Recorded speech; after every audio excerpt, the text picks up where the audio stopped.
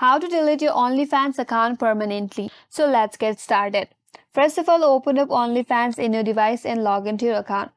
Once you're logged in, you will land on homepage. Now from your homepage, navigate to this menu bar on your left hand side. From there, click on More. A drop down box will pop up. From there, click on Settings. Now again under Settings, you have to click on Account. Now, under Account, if you scroll down all the way to the end, there you'll find an option as Delete Account. Click on it. After that, you have to complete this verification where you have to type in this verification code as displayed here next to it. Once you're done, click on Delete Account. It will confirm again, so click on Yes, Delete. And with that, your account is now deleted.